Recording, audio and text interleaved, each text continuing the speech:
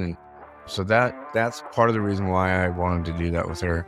The name of the podcast is Catching You. I wrote a poem for her when she was 14 years old called Catching You. And it's play on words, right? It's part of it was I love catching you with your friends. I love catching you with hanging out with your brother. I love catching you. So different things in her life that was going on. I love catching her in the act is the play on words. And I also love catching her bullpen. But not after a while, when she started getting faster, then and my eyesight was going bad. I didn't really love catching her as much as I used to. Hello, and welcome to Catching You, a dad and daughter softball journey. I'm Rusty, a dad who's been in the dugout and on the sidelines. And I'm Lacie, the daughter whose journey through softball has been filled with incredible wins, tough losses, and so many lessons both on and off the field.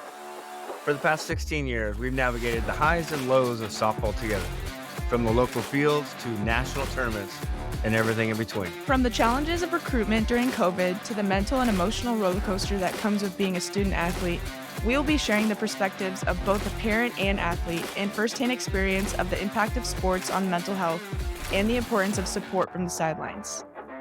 Welcome back, everyone. This is your co-host, Rusty Ham of Catching You.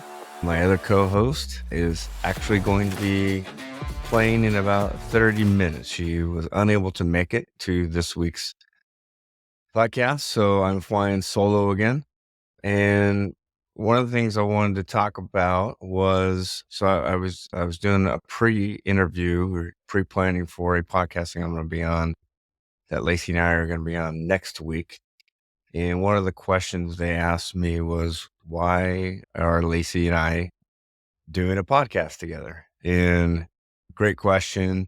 You don't see a whole lot of father-daughter type of podcasts out there. She's always been fascinated about doing podcasts. She talked about maybe doing one at her school as a friend. I'm currently doing one. It's not out yet, but I'm currently going to be doing another podcast in the real estate investing section. Me and another guy, we're going to do a podcast regarding buying and selling homes on terms. So I can put that in the link if you guys ever want to listen to about buying and selling homes on terms. But it was a great question. And my analogy to them was, and I forgot who I heard this from, but it's the first 18 years when you have a child, the first 18 years, you pretty much see them every day, right? Not every day, but just every year you're with them and they're living in your home, and then they go to college. Most go to college, right? Not everybody, but I was speaking primarily to people the kids that go off to college for the 4 years. So the analogy was, you see them for 18 years, and then the next 18 years, hypothetically, let's say they do go to college, the next 18 years, and then after college, they find a job, they get married, they have kids, so they are starting their own lives. So the next 18 years, you only see them for a total of 1 year, if that makes sense. So for the next 18 years, in that 18-year span, you're only going to see them for 365 days. These are rough numbers, right? There's not an exact science, but so that got me thinking. It's true. Right? When she went off to college, we would always FaceTime every once in a while, but it wasn't like we were seeing each other. We'd go and watch her play and see her that way. But this way, I'm able to hop on a podcast with her, film it. I get to see her. We get to plan the podcast. We get to talk about how her day was. And so it's really cool to be able just to hang out with her. Now, it's not physical. We're not near each other physically, but we're on the camera together, and I'm able to see her and just see her face every day and ask her questions, how she's doing. And so that's part of the reason why I wanted to do that with her. The name of the podcast is Catching You. I wrote a poem for her when she was 14 years old called Catching You. And it's play on words, right? It's part of it was I love catching you with your friends. I love catching you with hanging out with your brother. I love catching you. So different things in her life that was going on. I loved catching her in the act is the play on words. And I also loved catching her bullpen. But not after a while, when she started getting faster, then and my eyesight was going bad. I didn't really love catching her as much as I used to. But that kind of leads me into what I was doing personally. And if you can see, there's a book right here called Living Forward. So I really highly recommend the book Living Forward. And what it basically is, it has the end in mind. And having the end in mind, meaning what on your last days, what are people going to talk? What are they going to, hypothetically, at my funeral, what are they going to say about me? And so that kind of hit home because my mom right now is going through some hard times. And so this kind of gets me thinking about the end and how I want to live my life and how I want other people to view me and how I want to treat other people. So I really recommend it. What it does is you think about your different aspects of your life. So your personal life, your relationships, relationship with your wife, relationship with your kids, relationship with friends, your relationship with financing, right? So different aspects of your life, and you break it down into those categories. And those categories, you treat them like a bank account, if that makes sense. Your spiritual life, you treat that as a bank account. Now, in bank accounts, we're always looking to see if it's in the black, meaning you have a lot in the reserves, meaning it's a healthy bank account. Are you living paycheck to paycheck where you're stressed out about paying the bills? It's not as bad. It's not a healthy one, but it's not, you're still making money and money's coming in, but money's also going out. How's that relationship hypothetically with your wife or your husband or your son or your daughter? So what I did is I took those categories and then are you in the red?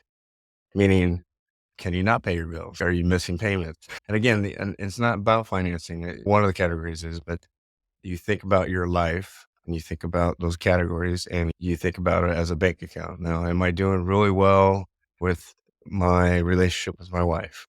And is it in the black? Is it healthy? Or are we living paycheck to paycheck? Are we stressing out? Is our relationship not doing so well? So you look at it, and you dig deep, and you really have to be honest with yourself. So that's what I've been doing with my life as far as my relationship with my kids and my wife and my friends and family, my bank account, my spiritual. And it was very healthy. It was a very healthy exercise to visualize what people would say about you at the end of the day. And I highly recommend that because it just it it changes the way you talk to people, it changes the way that you react. I'm not reactive anymore. I let things go. It's because a lot of things aren't as important as I thought they used to be. So yeah, so this just a really short podcast. I just want to do a real quick solo podcast just to throw out there what's on my mind as far as relationships and why my daughter and I are doing this. She, on her end, she was struggling with some mental health issues. And again, she's a competitor. She hates to lose, and when she's not doing well, then those type of things start to creep in. And she really wants to bring it to light as far as it is a thing. It's a challenge sometimes because you have the top softball players out there. I'm sure the top softball players have their mental issues. And a lot of girls don't talk about it. And again, if you talk about it too much, then you start getting into this depression. So what you want to do is just recognize it first. Hey, I'm feeling a little different than I used to. But then you got to find strategies. And that's what she wants to do. She wants to find strategies for other people to get out of that funk. I call it a funk. Like what strategies can you use in order to get out of that mental funk that a lot of people get into? And that's why a lot of girls, they just end up quitting softball. Again, they quit whatever's going on in their life. They quit. I'm not just saying girls, but people that have mental health issues, they give up because it's just not worth it anymore to them. But what she wants to do is she wants to help them get over those mental roadblocks, so to speak, and have them thrive in whatever they're passionate about. So again, this is just a short little podcast. We're going to be not necessarily an interview. Next week we're going to hook up with Fundamental Fast Pitch. It's a podcast, great podcast. You guys should go out and go before you listen to ours with them. Go check it out. They have over 100 episodes. They do a great job on their end, and we're just gonna chat. They're gonna ask us questions. We're gonna ask some questions. We're gonna get into Lacie's college experience, maybe look back at her recruiting process, and go from there. But yeah, we have some really cool things come up in the very near future, and I hope to see everybody on the other side. Take care, everybody. Lacie, if you're listening, I love you.